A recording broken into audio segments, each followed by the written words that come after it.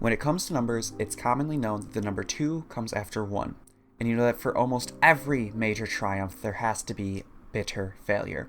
Life is a matter of trial and error, right? Maybe you had the winning formula, but it just came crashing down. Waldemere Amusement Park in Erie, Pennsylvania has a highly regarded coaster. It is called Ravine Flyer II. Note the 2, and as I mentioned earlier, 1 comes before 2. So where is Ravine Flyer I, the first one? Is it a smaller coaster in the park somewhere, maybe something lesser known?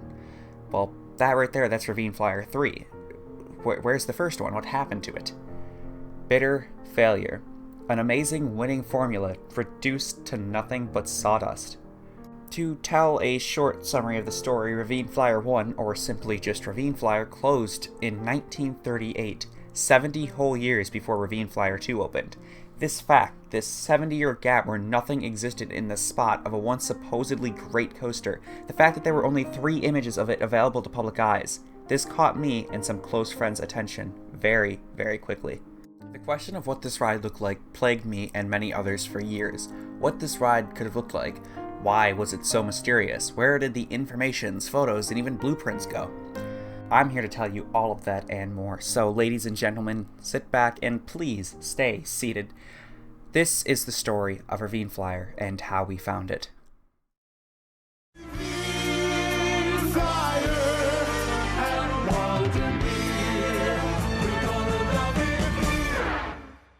To set the stage, it's 1922.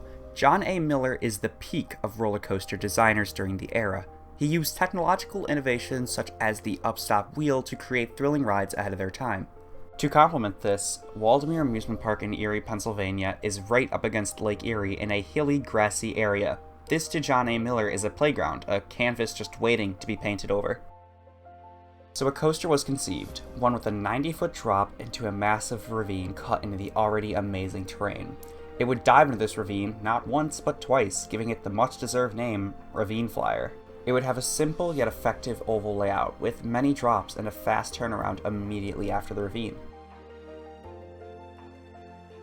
In 1924, 2 years after the ride opened, the state wanted to construct a road in one of the ravines that Ravine Flyer dove into, specifically the one after the largest drop.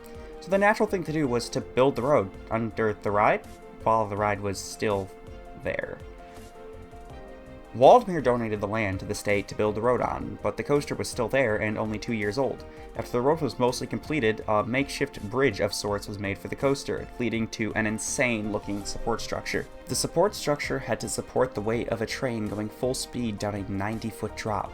This support structure was not okay. It was a brilliant stroke of 20s engineering that shouldn't have existed, but lo and behold, it did. And it survived for 14 years. 14 years! Why didn't this magnificent support structure last longer? Well, it's pretty simple. The coaster didn't last much longer. The track at the bottom of the drop splintered and cracked until in 1938 a train valleyed, and a young man by the name of Clarence Search either fell, jumped, or stepped out of the train, and ended up falling 18 feet to his death. The state of Pennsylvania ordered the ride to be inspected, and upon realizing the condition of the doomed coaster, condemned it. After the ride was condemned, the blueprints were destroyed in an extremely inconvenient fire, as often happened with amusement parks in the 20s and 30s. While those few common images of the ride are floating around the internet, there existed one aerial image from the park that was graciously given to me by Waldemere earlier this month. We used every bit of our brainpower to use these images and what we had, terrain data, anything, to collectively come up with an idea of what the ride looked like, felt like, and interacted with the terrain around it. What it would be like to be transported back to the 1920s and experience one of the greatest coasters to never make it past the golden age. After years of dreaming and weeks of doing, we present to you Ravine Flyer.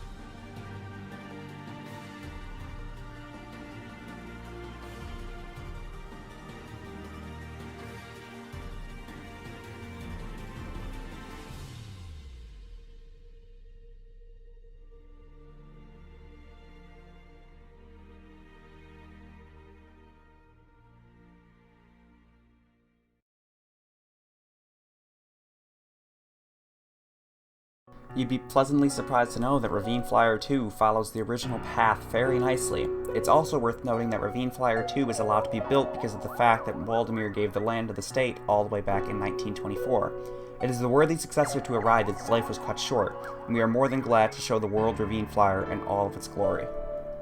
I'd also like to thank Waldemar for the facts that they gave me, as well as the image, and for being so true to the original Ravine Flyer with its successor Ravine Flyer II, even though that the original Ravine Flyer closed 70 years before.